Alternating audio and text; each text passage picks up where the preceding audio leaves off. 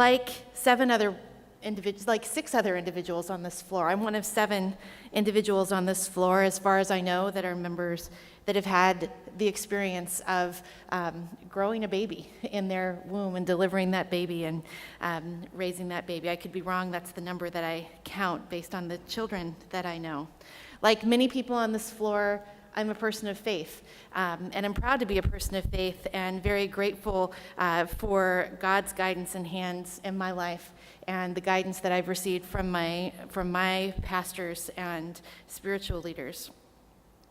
Unlike some of you in this room, I don't know who else has had these experiences, but I can tell you about mine.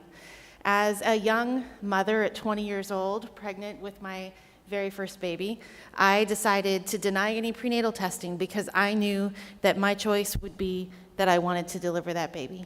And I did, and he's perfect, and he's beautiful, and he has a very significant disability.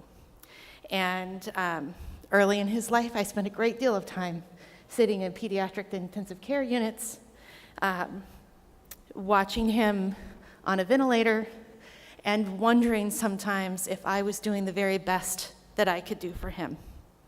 I knew that I wanted more children, and I wrestled with what that meant to make that choice that I wanted more children, and was it fair for me to put that risk on another human being, knowing that I had a greater than 50% risk of repeating that same diagnosis, and that my son's experience of the syndrome we thought he had at that time was considered mild.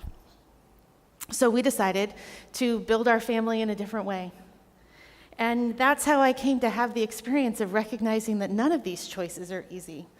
I don't know about any of the rest of you, but I've had the experience of a newly 17-year-old girl taking her newborn baby and placing her in my arms and telling me that she trusted me and asking me if I wanted her phone number so that I could call in case something bad happened later.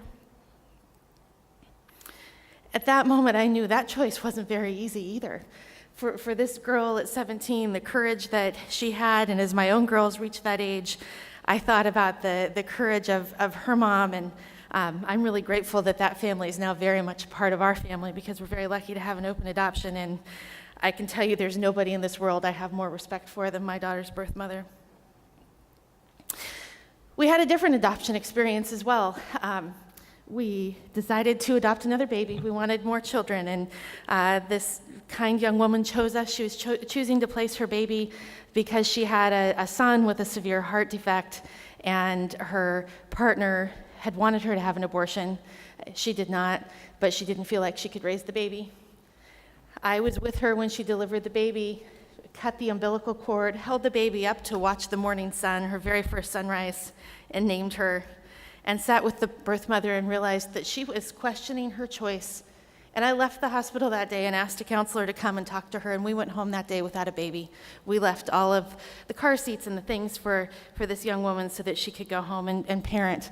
That choice had to be her choice too. As we went through the second adoption process, we learned something else that really surprised me about this issue. At this time, it was the early 2000s, Lovejoy Surgery Center, which is the largest abortion clinic in the state of Oregon, a for-profit abortion provider, at that time was facilitating more adoptions in the state of Oregon than any adoption agency in the state. I learned that part of that is even though we don't have restrictions on abortion in the state of Oregon, the idea of abortion on demand, or that you can walk in and demand an abortion just because you want one, up to the day before your baby is due, is not true. Many of those adoptions come because women have gone to that clinic to get an abortion in the second part of their second trimester or early in the second trimester and are told that nobody will perform that abortion. It does not matter if it's legal. If there's no one that will do it, it does not happen. There is no one in this state that will provide an abortion to a person on demand the day before that baby is born. There is nobody that will do that. The other place that this journey has taken me is into the disability rights world, and that's come up a couple of times on the floor. What does that mean? Does the idea that people are able to make a choice about when and whether to parent, what does that mean when we know something about genetic makeup of that potential person? In the disability rights movement, the focus there for a community that so often has had rights taken away has been, and what I have heard from individuals with disabilities and disability rights leaders over and over again, is the answer is not to take rights away from other people, but to remove the stigma and improve the rights for people that are living with disabilities. What would happen if when you got that diagnosis for Down syndrome, the response wasn't, "I'm so sorry, but congratulations"? If when a baby with Down syndrome is born, someone doesn't say, "I'm so sorry," they say, "What a beautiful baby you have right there."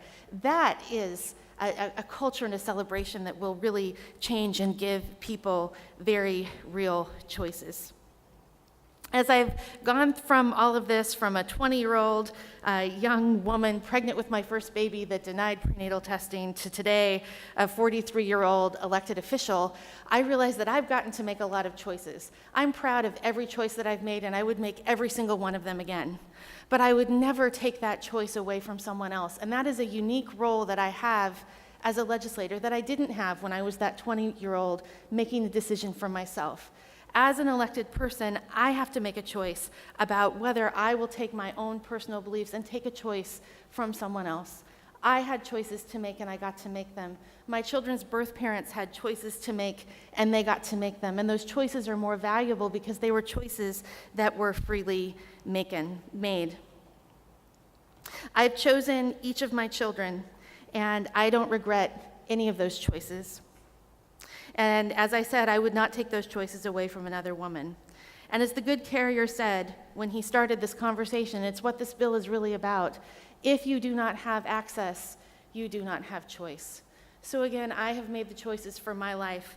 I hope that others are able to make the choices for theirs. And at the end of the day, I hope that we can remember that when someone finds themselves in a place where they're making these decisions, there is no easy answer. Your life will be different no matter what choice you make, but nothing is easy. And again, I thank you all for your thoughtfulness and really do respect the deeply personally held beliefs of each of you. And thank you, Mr. President.